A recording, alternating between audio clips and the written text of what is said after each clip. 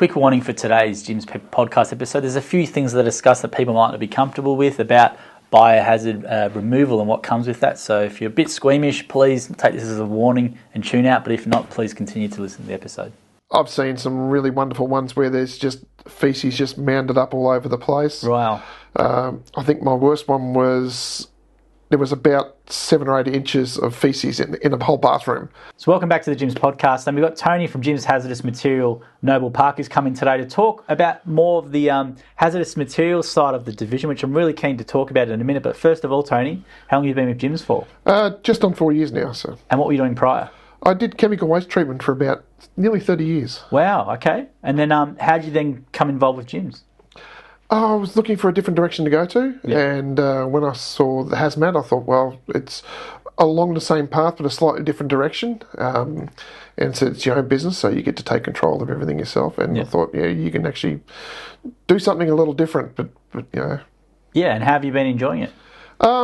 It's a bit of a strange one. I know myself, I'm a very different sort of person, so I like being different, and it's allowed me to be different in a way where I still follow the Jim's steps, but I'm doing something that's on a side track to most other people doing it. So. Yeah. So do you want to talk a bit more about that?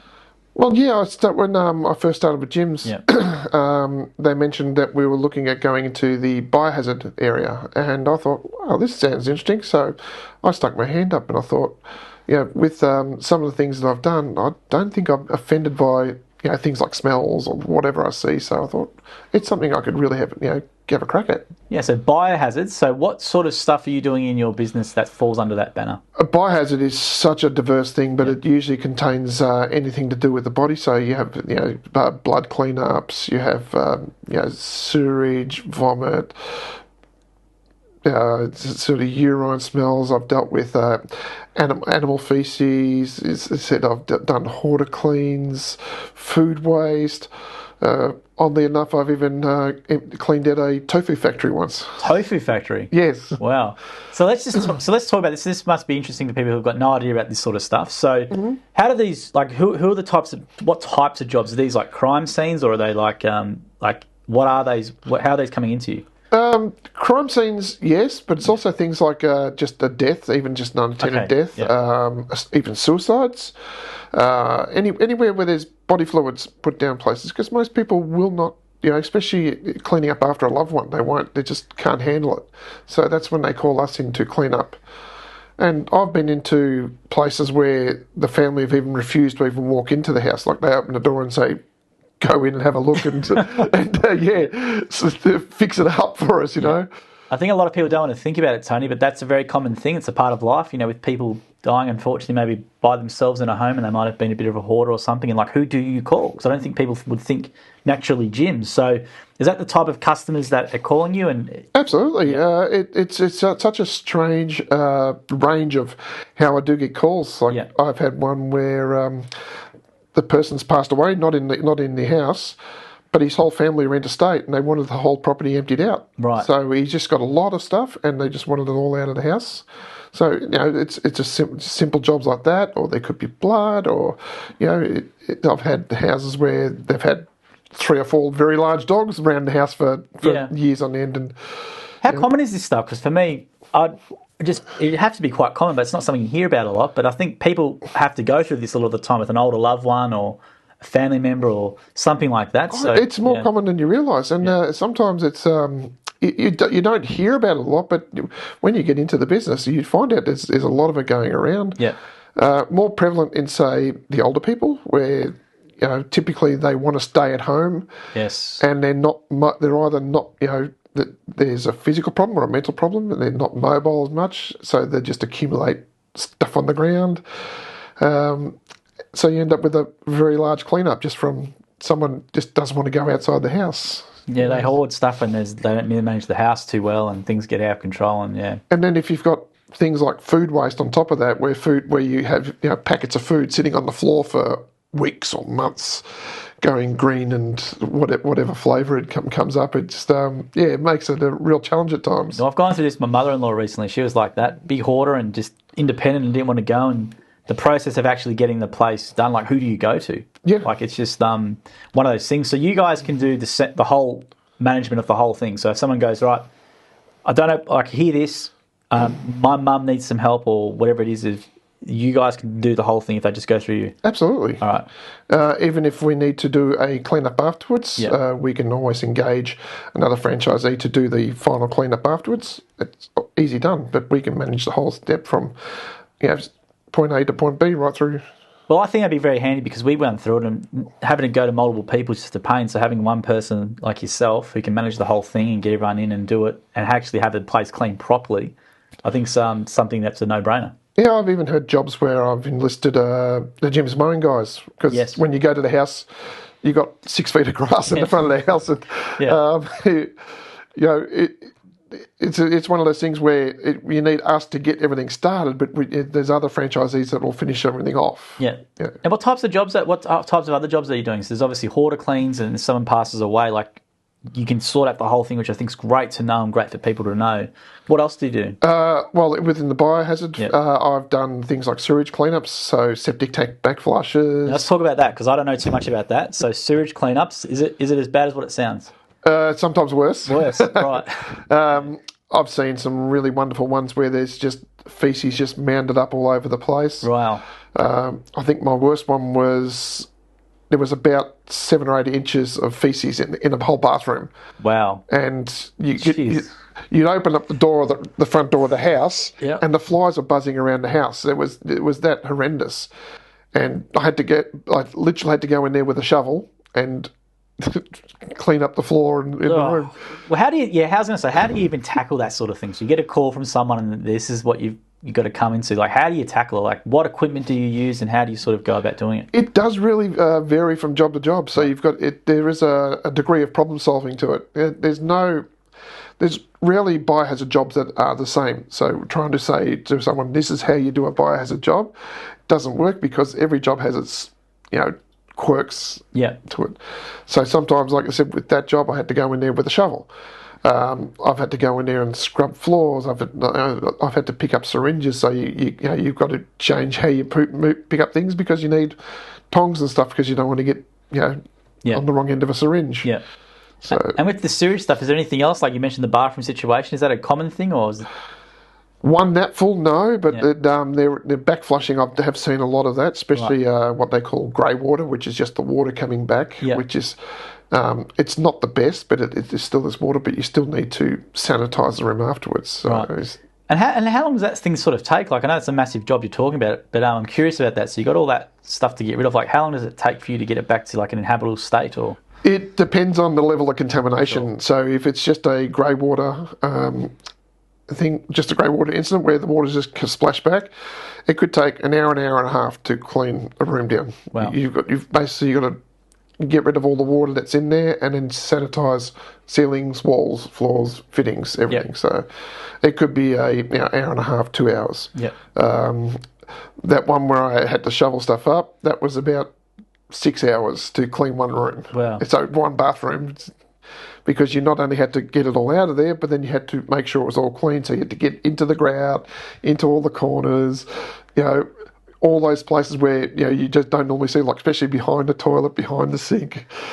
It does test your reach. I can think of the best before and after photo that you could. That was just amazing hearing that sort of stuff. Now, what other biohazards are there that you come across? Generally, with the biohazard, like I said, animal feces. I've dealt with. Animal cat poo. Now, if that's someone who doesn't maintain their property well, they've got pets or they've had multiple pets, and that's sort of where you come in with it. Yeah, or I've had interesting ones where in an old person's facility they needed to do some work on their bird cage. Right. And the bird cage had to be cleaned before they did the work because bird poo is pretty hazardous. Mm. Right. So, now, is there any other types of biohazards as well that you want to mention? Really, it just comes down to most of the body stuff. So that's most of what we do. It just varies on how we do it. So, as I said, things like blood, vomit, feces, urine. it just comes in where it ends up and how it comes there. Now, how do you clean blood? So that's what I'm curious about. So I'm sure, how do you do that? Blood it's a really interesting one because most of the time what I do with blood is I just try and get as much of it off the surface as I can. Yep. So it's a lot of hard wiping and so forth, and then I use a hydrogen peroxide solution, which breaks down the outer cell of the blood and it kills the blood. So you get a sanitizing and a cleaning effect as well. And it also tells you any spot that you've missed because when you spray hydrogen peroxide on blood, it fizzes and foams. Right. So if you spray it on there and you think it's clean and you've got a spot that's fizzing, which shouldn't be, you go, well, I've missed a spot. So it helps you get a proper clean. And I was going to say as well, how what type of people are using your services? Like, are you getting a lot of referrals now, or is it just people who know you, or body court managers, or who else? I've done a lot of work with a couple of hospitals. Hospitals, okay. Yeah, originally the hospitals are called up gyms originally. Right. And I've helped them out in a couple of issues, but then they sort of pass my number around. So there's no central person at the hospital, but my number sort of goes around between nurse to nurse because if they're sending a patient home and their house is too bad to return to, they give me a call. So I end up with calls from some of the hospital staff. I've had some community housing groups that I've worked through. It's even like some of the government department groups where they deal with housing. Yes, you just end up with some really unusual cases where they look at something and they go. That'd be quite common. Like if someone passes and you've got to hand back a commission home or something like that, which my mother-in-law were doing with. Yeah, and she left it in a horrible state. Like, so who do you get in to do that, right? So I think what you've got is a solution which I think a lot of people have, and you don't see much promotion about it or much awareness around it, but I think it's a very common thing a lot of people would go through. Yeah, because it really goes beyond what, say, cleaning would do, because a lot of cleaners would... Go no. Yeah, exactly. They would go no, or they would So it's where they refuse to go, that's our territory, you know. Yeah. That's probably a good way to do it. So where they refuse to go, you'll go in. But I think it's a very common thing with this happening more and more and more. So are you mainly in your business focusing on the biohazard stuff, or do you do anything else? I do other things. So I do the full gamut of hazmat, so asbestos, mould. Yep. I've done fire and smoke cleaning. We're looking at split system cleaning as well. Okay. Methamphetamine decontamination. So I'll do the full gamut. Yeah. But my favourite tends to be the biohazard. Your favourite's the biohazard. I seem to like that a bit more. Why do you like it? It's just a challenge. Yeah. It's just a challenge. And the really weird thing is, like I said, I don't think I've found anything that's really offended me too much. Right. I've worked with a couple of people that I've heard, like, and you can hear the stomach churning in the back corner and yell, but I haven't had that so far as yet. So, is that because you think you just try? It's a massive challenge. Because for me, like, I presume a lot of people do cleaning, for example. They like the challenge of doing that. Yep. But yours is probably the next level, right? Yeah, you have the problem solving aspect first. You look at something and you're solving a problem to start with. So you're ignoring the fact of it's someone's body fluids, or someone may have killed themselves, or someone's left this behind. Yeah. What you're ignoring the reason why it's there, but you're looking at it as a problem to solve. And then once you solve the problem, you go out there, and then the other people can go back into that place where they wouldn't go in beforehand. Well, I think it's an amazing job because it's very much needed. I think a lot of people, when they have those issues, they don't know who to go to. So I'm glad we can talk about this to really get hazmat promoted as this, because I think it's a really much needed solution. But in regards to the problem process, like, how do you identify? Like, you get a call from someone, like, what's the process for the customer, and how do you go through it? A lot of the times I have to tell the customer I have to look at the job. Yep. There's very rarely you can get around without physically looking at the job, because you've got to understand all the associated problems with it, because they may say, oh, there's blood on the floor. Yes. But then you go there and there may be something like the access may be poor, or there may be something else in there, or you've got to go through all the steps that you need to look at. So you go have a look at the problem, you isolate the problem, work out the steps. And then work out where everything has to go at the end of the day. And what about the training side of it? Because it's not something where... is this from your prior experience, or how do you sort of get the... I did the IICRC, what do they call it? Crime and trauma training. Okay, yeah. Which doesn't go through a lot on how to handle each individual problem because they've found the same thing I have. Everything's so different. Yeah. So you got the basics on how to keep yourself safe, how to look at each problem, and then you learn after that. So I had to learn a lot as sort of being the first one to do it. Yeah. I was learning a lot. Google helps sometimes. You find what interesting ways and means. Yeah. But now, what happens now is there's a few other franchisees going into that step, and quite often I get a phone call. Now you're giving all the support. Yeah, I've got this problem. How do I fix it? So I said these are the steps I've used to fix it in the past. And as you said, that's just some experience and a bit of Googling and all sort of stuff and seeing what works. Yeah. And I was going to say as well, you think you've been with gyms for 4 years now. What have you liked being a part of gyms, or what have you liked about it? It's your own business, and for me, it hasn't pigeonholed me into you must do it this way. Yeah. It's allowed me to go out and do something absolutely different and be strange and unusual all by myself. With people sitting there going, well, that's a good thing, Yeah. Well, it's very counterintuitive because when people join a franchise, they think you've got to be only doing these rules and strict, whereas I think you have a bit of freedom with gyms, with how you're doing your business, I guess, to do what you want, how you want to do it. Yeah, and so it has allowed me to do that. And, good. And how's the support from the team been? It's on a business platform. It's been really good. Good. From the biohazard point of view, You were the pioneer, though. You sort of built it. Yeah. No one else has been able to help me too much on that thing because of that's been your initiative, and you've had to develop it. Yeah. And what about the business side then? How's it been? It's gone through a bit of ups and downs. Yep. It's progressing along. I'm starting to see biohazard starting to come through a bit more. Awesome. Which is really good because the money on biohazard can be really good. So as it should be, because it's something where it's a massive problem and people just want to get it fixed, and it's very rare to find a company, I reckon, that can do it the way you're saying. And some of the worst, if you know. Yeah. I just think it's a great service to promote because, as I said, I've said it 3 or 4 times already, but we went through this recently and it was just an absolute pain. Multiple parties, and like people will come and look and don't want to do it, and it is just a nightmare. Whereas I think if they can just call one person like yourself, Tony, it's just a no-brainer. Yeah, and absolutely. And when it's not the fact of I can't.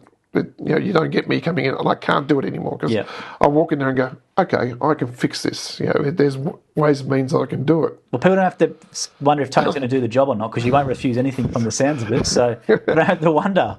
No matter how bad your job is, just get Tony and the team involved, and I'm sure you can do it. Now, with your, you mentioned the other services as well. How often do you find yourself doing much of the asbestos or the identification, or? That's going down. I find that's less and less, right? Because I do prefer the biohazard. You're shifting yourself to do more of the biohazard. So I tend to lean into that a bit more. So, but occasionally I do the asbestos job, and I'll help some of the other franchisees with their asbestos jobs. Yeah. I do some mould, but from the sounds of it, it sounds like you've made your business to be the biohazard man. If I could do nothing but biohazard, I'd be happy. Right.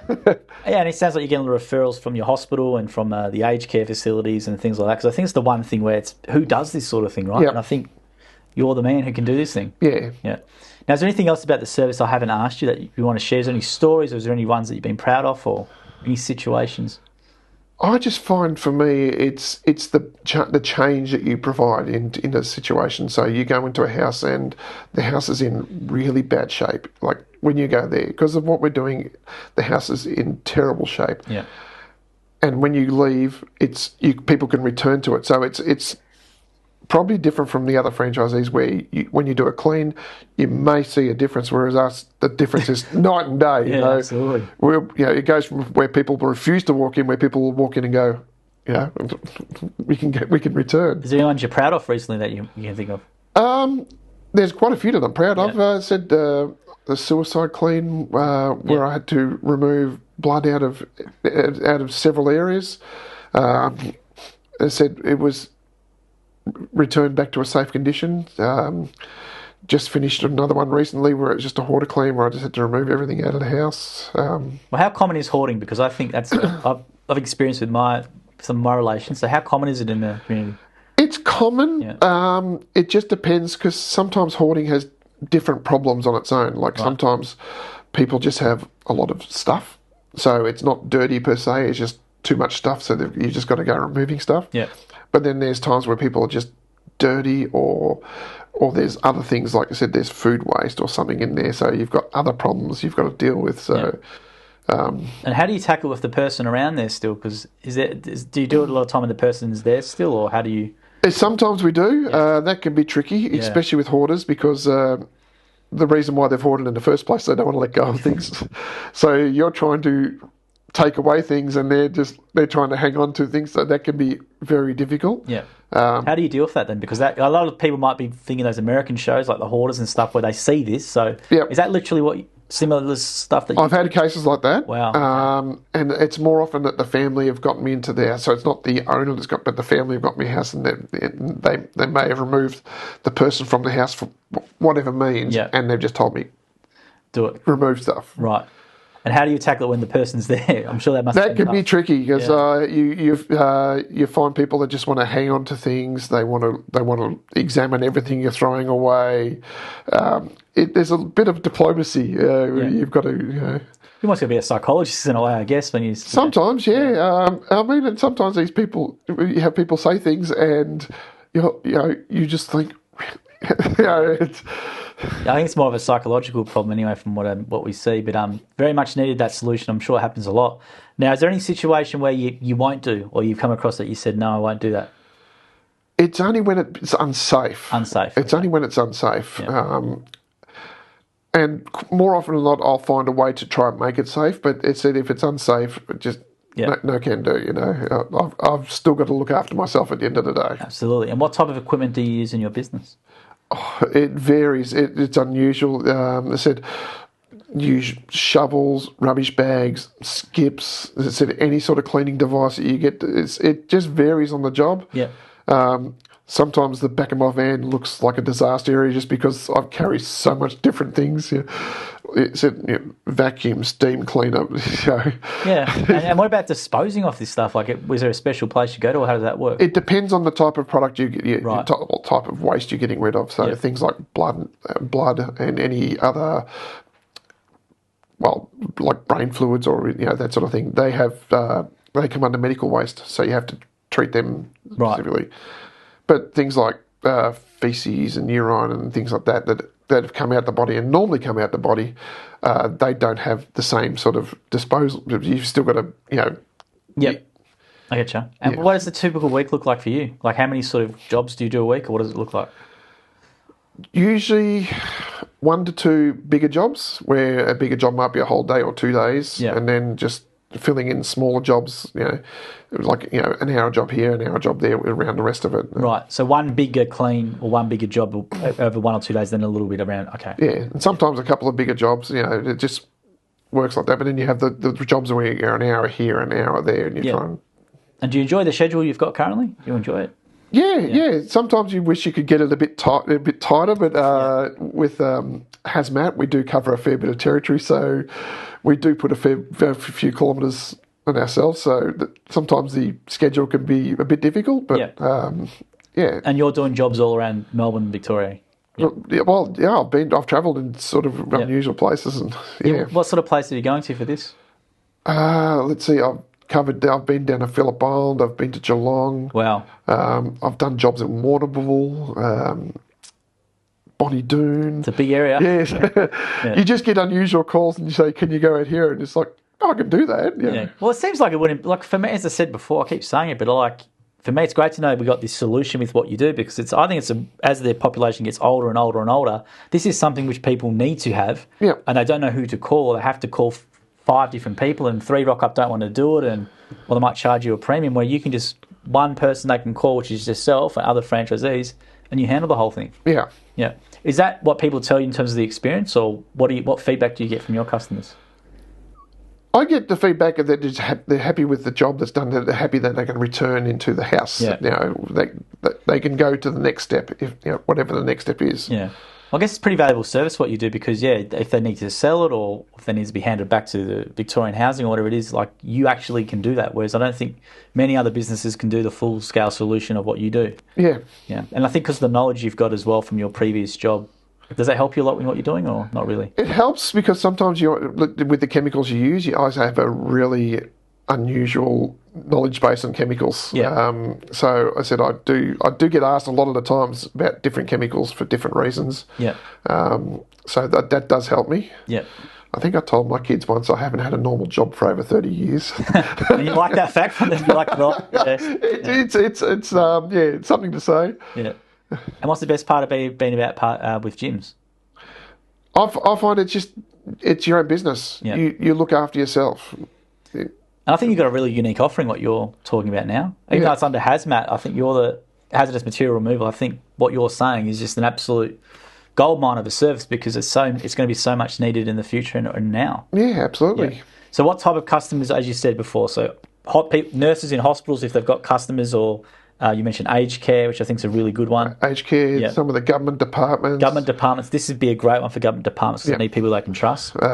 But just about anybody can find themselves in a situation where you have a loved one that dies. I mean, it's not just old people, it can be young people as well. So and you guys can just take care of it, which I think is the main thing for people to get away from this. So is there anything else, Tony, I should have asked you, which I haven't asked you? Or I think that covers it all. Yeah. All good. Well, thank you for joining us today. We appreciate it.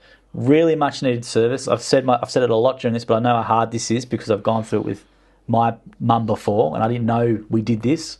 So this was the thing where I'm just trying to pull it out because it's such a no-brainer of a service and one-stop shop, and you can actually make those places livable again. So thank you for your time today. We very much appreciate it. Thank you.